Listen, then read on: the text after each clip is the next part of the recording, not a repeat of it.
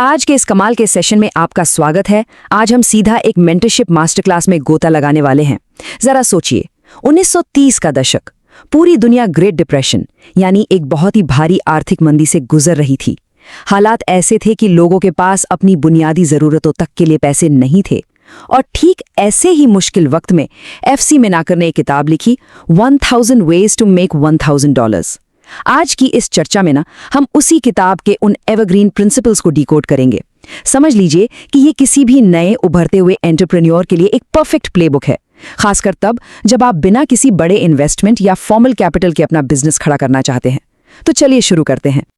अब देखिए, स्क्रीन पर जो कोट है वो इस पूरी मास्टर क्लास का बेस है। Making money is not a game of luck, it is a learnable skill. अक्सर लोग क्या सोचते हैं कि यार अमीर बनना तो किस्मत का खेल है या बस एक सही मौके के अचानक मिल जाने का इंतजार है। लेकिन सच बताऊं, एक बिजनेस कोच के नजरिए से देखें तो सच्चाई बिल्कुल अलग है। वेल्थ क्रिएट करना, पैसे कमाना, ये पूरी तरह से एक सीखी जा सकने वाली स्किल है। ये लक पर डिपेंड नहीं करता, बल्कि कुछ खास स्किल्स में मास्टरी हासिल करने का नतीजा है। तो सफलता तक पहुंचने के इस सफर में हम इन 6 स्टेप्स को फॉलो करेंगे। पहला, प्रॉब्लम्स को ढूंढकर बिजनेस बनाना। दूसरा, आइडिया को वैलिडेट करना। तीसरा, टाइम नहीं बल्कि अपनी एक्सपर्टीज बेचना। चौथा है रिपीट बिजनेस का जादू। पांचवा, शुरुआत छोटी करना पर सोच बड़ी रखना। और आखिर में ज्यादा कमाने के लिए एक्स्ट्रा वैल्यू क्रिएट करना। चलिए अपने पहले माइंडसेट शिफ्ट की तरफ बढ़ते हैं। सेक्शन 1, अपनी रोजमर्रा की फ्रस्ट्रेशन को, परेशानी को मौकों में कैसे बदले। अब इसे ध्यान से सुनिए क्योंकि ये बहुत दिलचस्प है। एक आम इंसान जब किसी रोजमर्रा की समस्या को देखता है तो वो बस कंप्लेन करता है, यार ये क्या है। लेकिन एक स्मार्ट एंटरप्रेन्योर उसी समस्या को देखकर पूछता है कि भाई, इस प्रॉब्लम को सॉल्व करने के लिए मुझे पैसे कौन देगा। जहां प्रॉब्लम है वहीं बिजनेस है। अब इस लो कॉस्ट सर्विस आइडिया को ही ले लीजिए। मान लीजिए आपके पड़ोस में ऐसे कई बुजुर्ग हैं जिन्हें स्मार्टफोन इस्तेमाल करने में सच में बहुत परेशानी होती है। प्रॉब्लम मिल गई। अब इसका सल्यूशन है, हफ्ते में सिर्फ 2 घंटे निकालिए और उन्हें व्हाट्सएप, UPI पेमेंट या बेसिक AI टूल्स इस्तेमाल करना सिखाइए। अगर आप हर घर से महीने के 500 रुपए भी चार्ज करते हैं और ऐसे 10 घरों को सर्विस देते हैं तो बिना किसी इनिशियल इन्वेस्टमेंट के आपके 5000 रुपए महीने की कमाई शुरू। है ना कमाल का आइडिया। और अगर आपको लगता है कि बड़ी कामयाबी के लिए कुछ बहुत अलग सोचना पड़ता है तो फणींद्रा समा की कहानी सुनिए। 2005 में दिवाली के वक्त उन्हें बस का टिकट नहीं मिल पा रहा था। उस फ्रस्ट्रेशन में उन्होंने बस इतना देखा कि लोगों को टिकट बुक करने में कितनी दिक्कत हो रही है। और इसी डेली लाइफ की फ्रस्ट्रेशन से जन्म हुआ रेड बस का। उन्होंने ऑफलाइन बस बुकिंग को ऑनलाइन कर दिया और बाद में इसी सोल्यूशन को पूरे 800 करोड़ रुपए में बेचा। समझ रहे हैं, आपको कुछ नया इन्वेंट करने की जरूरत नहीं है। बस ये देखिए कि लोगों को क्या चाहिए जो उन्हें मिल नहीं रहा है। तो प्रॉब्लम तो मिल गई। अब आते हैं हमारे दूसरे लेसन पर, आइडिया को वैलिडेट करना। मतलब अपना पैसा लगाने से पहले कस्टमर से कमिटमेंट हासिल करना। अक्सर नए एंटरप्रेन्योर एक बहुत बड़ी गलती करते हैं। वो बिना ये जाने कि कोई उनका प्रोडक्ट खरीदेगा भी या नहीं, महीनों तक उसे बनाने में अपना टाइम और पैसा फूंक देते हैं। ऐसा बिल्कुल नहीं करना है। इस step by step tiffin service validation process को देखिए। सीधा जाके बर्तन खरीदना और किचन सेटअप करने के बजाय पहला स्टेप होना चाहिए कि अपने 10 पड़ोसियों को मैसेज करें और उन्हें 100 रुपए वाली डेली टिफिन सर्विस का ऑफर दें। स्टेप 2, कम से कम 5 लोगों से वर्बल या फाइनेंशियल कमिटमेंट यानी पक्की हाँ करवाएं।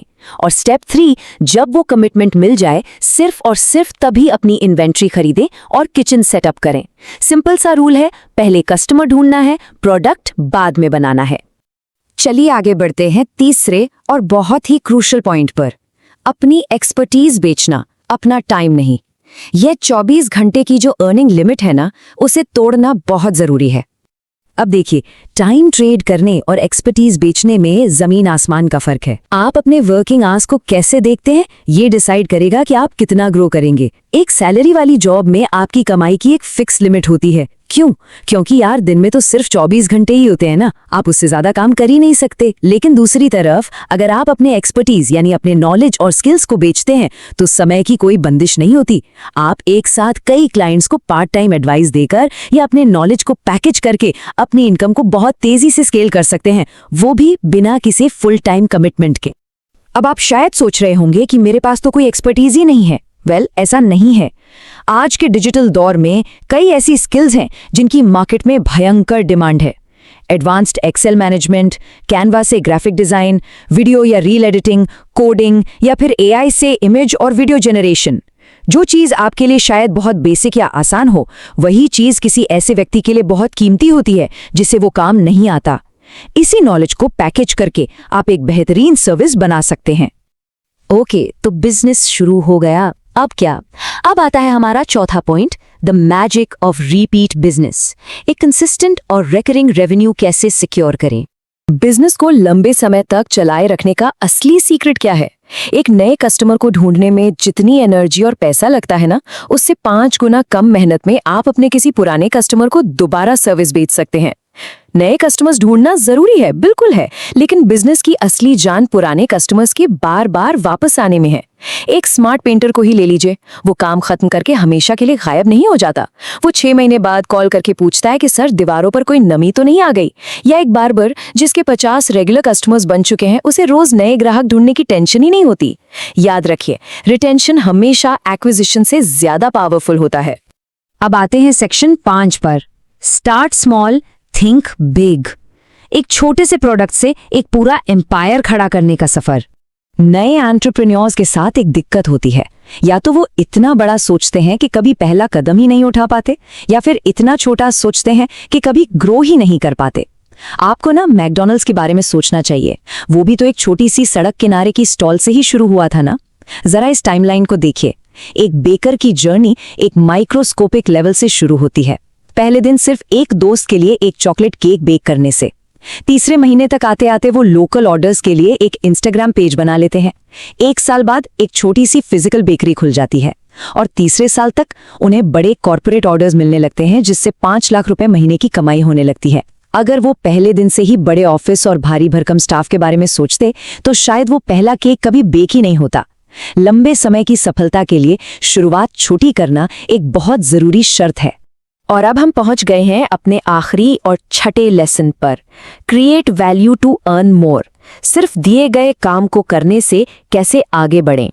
अगर आप सिर्फ उतना ही काम करेंगे जितना आपको बताया गया है, तो आपकी कमाई हमेशा एक एवरेज दायरे में सिमट कर रह जाएगी। लेकिन अगर आप एक्स्ट्रा वैल्यू प्रोवाइड करते हैं, तो क्लाइंट आपको खुशी खुशी ज्यादा पैसे देगा। इस स्लाइड पर इन 2 फ्रीलांसर्स को देखिए। एक एवरेज एडिटर सिर्फ उतना ही काम करता है जितना उसे इंस्ट्रक्शन मिला है और फाइल डिलीवर कर देता है, बात खत्म। लेकिन एक वैल्यू क्रिएटर, वो वीडियो तो एडिट करता ही है, साथ ही सबसे अट्रैक्टिव थंबनेल सजेस्ट करता है और ज्यादा एंगेजमेंट के लिए वीडियो की लंबाई भी अपने हिसाब से ऑप्टिमाइज करता है। अब आप ही बताइए, क्लाइंट किसे ज्यादा पैसे देगा? जाहिर सी बात है, जो इंसान उसकी जिंदगी को ज्यादा आसान और बेहतर बना रहा है। ये कोट सुनिए, ये थोड़ी कड़वी लेकिन एकदम सच्ची बात है। A lack of money is actually a lack of action, not a lack of ideas. पैसे की कमी असल में आइडियाज की कमी नहीं होती, बल्कि आपके एक्शन ना लेने की कमी होती है। आपके पास दुनिया का सबसे बेहतरीन बिजनेस प्लान हो सकता है, लेकिन जब तक आप उसे एग्जीक्यूट नहीं करेंगे, उस पर काम नहीं करेंगे, वो पूरी नॉलेज एकदम बेकार है। तो बात ऐसी है, किसी भी काम को शुरू करने का वो परफेक्ट टाइम ना कभी नहीं आता। इंतजार करना बंद कीजिए। आज हमने जो भी माइंडसेट शिफ्ट फ्रेमवर्क्स डिस्कस किए हैं, उन्हें असल जिंदगी में अप्लाई करने का वक्त आ गया है। तो खुद से एक सवाल पूछिए, आज आप कौन सी समस्या का समाधान निकालने वाले हैं? सीखते रहिए, आगे बढ़ते रहिए, और सबसे जरूरी, अपने आइडियाज पर एक्शन लेते रहिए। आज की इस चर्चा का हिस्सा बनने के लिए आपका बहुत बहुत धन्यवाद।